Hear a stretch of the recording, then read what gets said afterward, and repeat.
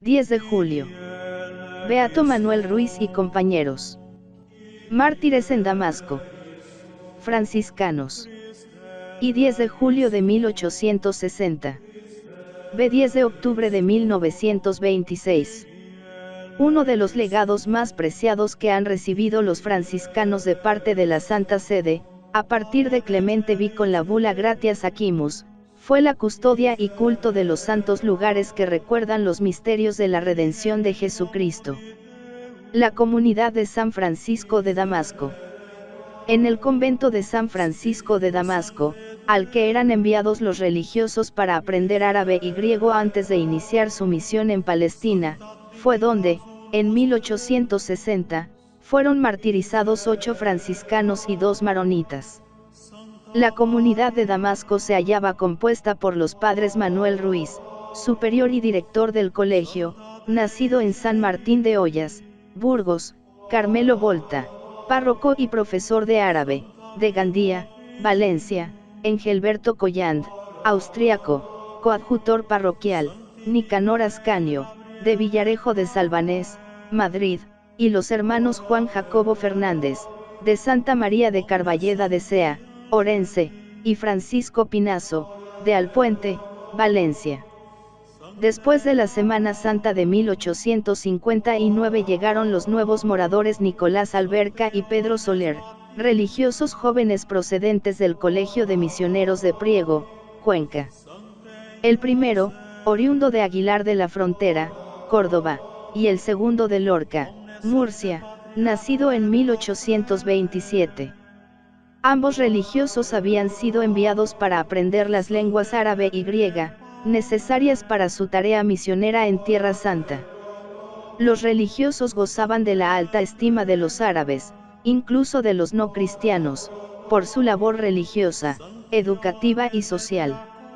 La Paz de París, firmada el 30 de marzo de 1856, después de la Guerra de Crimea, constituye el germen de la revolución de 1860 suscitada en Damasco, y que provocó la persecución y martirio de los religiosos y de los cristianos árabes y de la quema del convento colegio franciscano y de barrios anejos. El problema de fondo que latía desde años atrás en el Imperio Otomano era la suerte de los súbditos cristianos. La cuestión religiosa era fuente de constantes conflictos en la relación de Turquía con los demás países, originando, a veces, tensiones entre la población turca y cristiana. A partir del día 2 de marzo, sobre el barrio cristiano de Damasco, se fueron adensando negros nubarrones, presagio de la tormenta revolucionaria. El censo era de 30.000 cristianos frente a los 140.000 musulmanes. La situación de amenaza inmediata no parece inquietar, por el momento, a los misioneros católicos que, fieles a su compromiso, deciden no abandonar sus residencias. El padre Manuel Ruiz escribe el día 2 de marzo al custodio de Tierra Santa, comunicándole los previsibles síntomas del inminente desastre. El colofón de la breve carta: cúmplase, ante todo, la voluntad de Dios, manifiesta la aceptación de la muerte que hacía el superior, en nombre propio y de su comunidad. La situación en Damasco se hace por momentos insostenible. El padre Manuel Ruiz, de nuevo, escribía el 2 de julio de 1860 al procurador de Tierra Santa, diciéndole: nos hallamos en gran conflicto al presente, amenazados por los drusos y del Bajá de Damasco, que les da los medios para quitar la vida a todos los cristianos, sin distinción de personas, sean europeos o árabes. Al día siguiente comenzó el populacho a provocar audazmente a los perros cristianos, así llamados por los drusos, lanzando en el barrio cristiano de Damasco perros pintados con los colores de algunas banderas europeas y con cruces de madera colgadas del cuello de dichos animales. Los soldados de Abd-el-Kader, que patrullaban por las calles para poner a salvo a los cristianos, se ofrecieron a la comunidad franciscana para retirarlos del peligro. Estos rehúsan el ofrecimiento, al preferir permanecer en el convento, a fin de acoger a los cristianos europeos y maronitas que buscan refugio, confiados en la robustez del edificio conventual, capaz de resistir las embestidas turcas. Revolución y martirio. Así llegó el 9 de julio de 1860, fecha en que algunos grupos sospechosos cantaban por las calles, la mala de Bin Nazara H, o sea, qué dulce, qué agradable sacrificar cristianos. Y poco después del mediodía empezaba el temido asalto. La turba fanatizada invade frenética, en grupos masivos de 500 a 600 personas, el populoso barrio cristiano, que contaba con 3.800 casas, cerrando todas las salidas del mismo. Los cristianos supervivientes de la Revolución Sangrienta contaban después las dantescas escenas, de asesinato, incendios y saqueo que tuvieron lugar entonces. Los hombres decapitados, violadas las mujeres en presencia de sus esposos o de sus padres, rotos los muebles, robado todo lo que valía. Hubo casa donde un solo turco mató más de 50 cristianos robándoles sus joyas y mujeres. Todavía se ven las ruinas y los escombros en el barrio cristiano. Conforme se expandía la revolución, previendo el emir Abdelkader que los asesinatos afectasen a los religiosos, acude con sus patrullas y logra poner a salvo a los jesuitas, paules e hijas de la caridad y a la mayor parte de los cristianos. Los franciscanos, sin embargo, rehusaron la ayuda. En efecto, muchos cristianos, habiendo percibido los primeros síntomas de la persecución, corrieron, según costumbre, a refugiarse tras los sólidos muros del convento franciscano, siendo de los primeros los 3 hermanos maronitas Francisco, Moti y Rafael Mazabeki con su familia, a los que siguieron los niños de la escuela parroquial y más de un centenar de cristianos. Moti, el maestro parroquial, después de exhortar a sus alumnos a morir antes que apostatar, los envió, junto a otros cristianos, al palacio de Abdelkader, como lugar más seguro. Antes de su partida, el superior franciscano Manuel Ruiz, con el templo repleto de cristianos, expuso el Santísimo, para impetrar del cielo que alejase aquella amenazadora tempestad, o concediese el acierto y auxilio necesarios para sufrirla con valor. En este sentido dirigió desde el altar ferviente discurso a los presentes que, temblando y con lágrimas en los ojos, se habían refugiado allí. Habiendo abandonado el templo los niños y algún grupo de cristianos para refugiarse en el palacio del emir, el resto del personal con la comunidad franciscana aguardaron el desenlace de los acontecimientos con paciente y temerosa espera.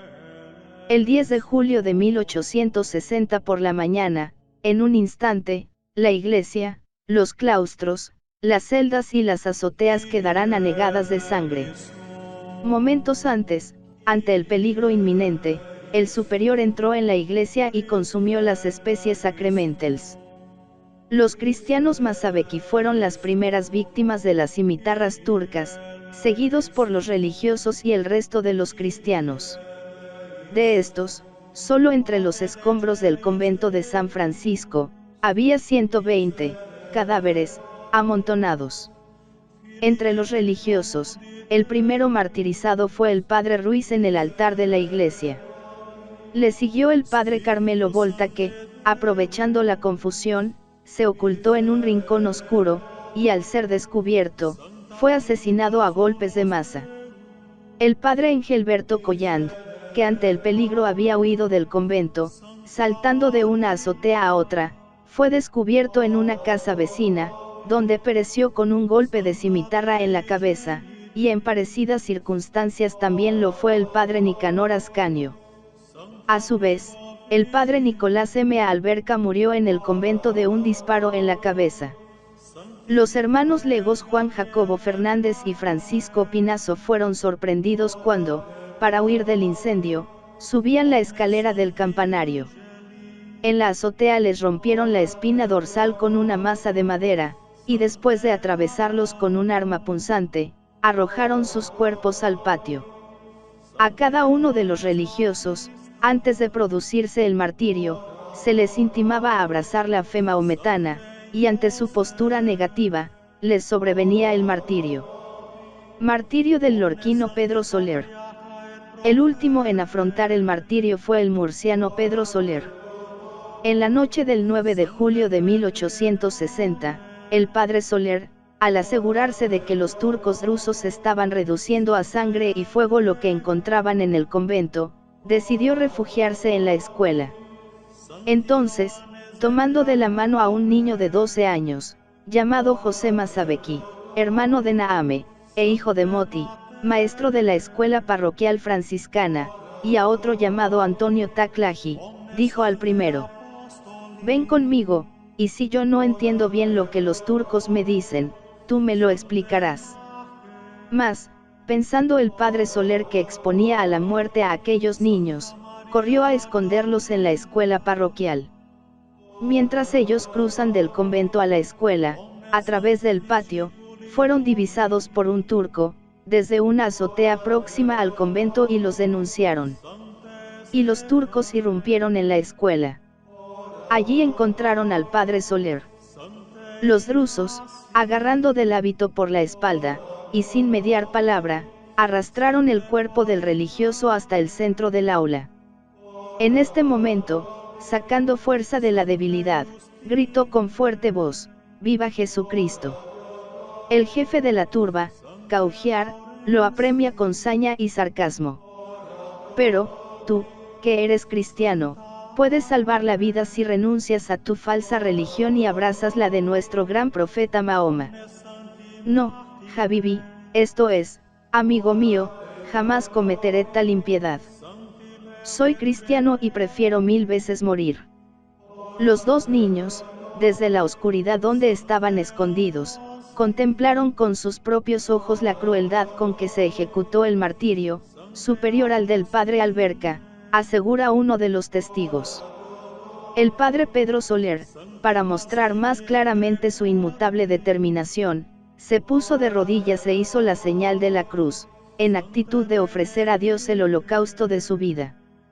Luego, inclinando su cuello, lo ofreció al verdugo Caugiar, jefe de los asesinos, el cual, según el niño José, le asestó una gran cuchillada con la cimitarra, cayendo al suelo boca abajo el cuerpo del beato Soler. Los restantes correligionarios turcos se arrojaron sobre el cuerpo, consumando el holocausto a fuerza de crueles golpes en la cabeza y espalda. No satisfechos todavía, un joven componente del grupo asesino, apunta el otro niño, Antonio Taklaji, coronó el martirio del padre Soler, cortándole la cabeza y mostrándola, orgulloso, como un trofeo. Sus cuerpos, restaurando el convento de San Francisco, fueron sepultados en el templo conventual en el que actualmente se veneran. Beatificación.